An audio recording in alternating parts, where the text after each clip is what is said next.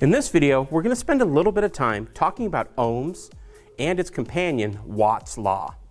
Now, a lot of times in the industry, people think that Ohm's Law and Watts Law is a theoretical value only, and that it has no practical use in the industry.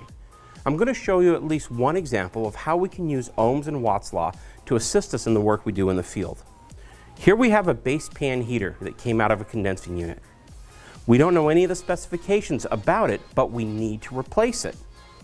Or we need to put in a replacement unit that has the same strip heater built into it. So how do we diagnose what type of strip heater this is?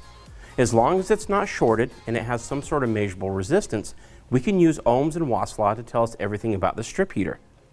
So the first thing we're going to do is measure the resistance. With any mini split or VRF product, you're going to want to have a meter that has micro test leads so you can get to these small little connections. So here we're going to measure the resistance of the heater.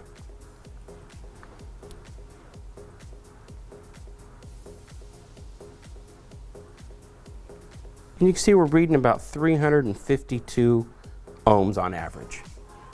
Now let's go ahead and look at the race board here and see how this Ohms and Watts Law will work to our advantage. To utilize Ohms and Watts Law, it's best to start by drawing two different pie charts. This pie chart here is for ohms, and it has three values in it. What we do with this chart is if we need to find an unknown value, we simply cover it, and we will see a formula to discover the other values.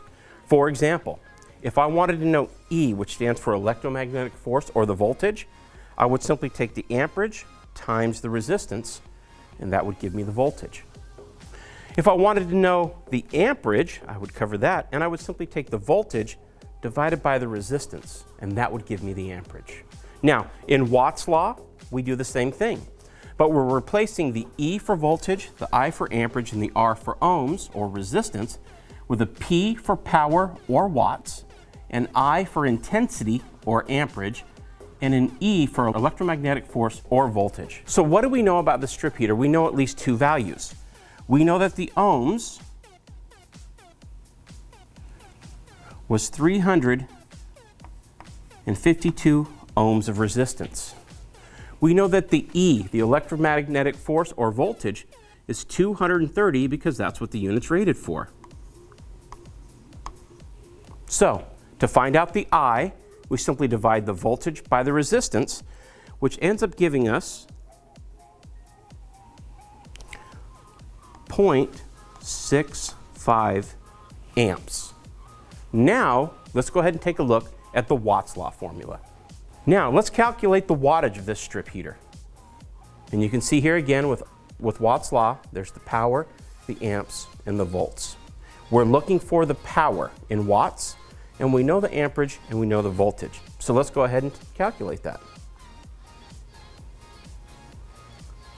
We take the 0.65, and we times it by the 230.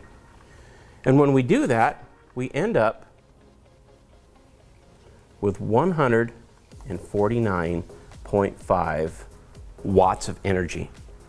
So we're saying that that base pan heater was 149.5 watts. Well, let's find out if our formula worked.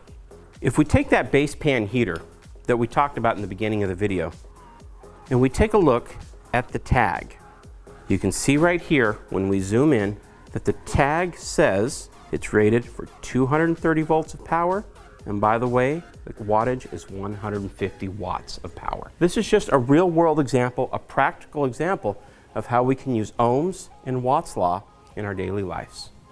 Thank you. For service manuals and other documentation, please visit our website at samsunghvac.com or use our Samsung HVAC mobile app to download any technical documentation. Thank you.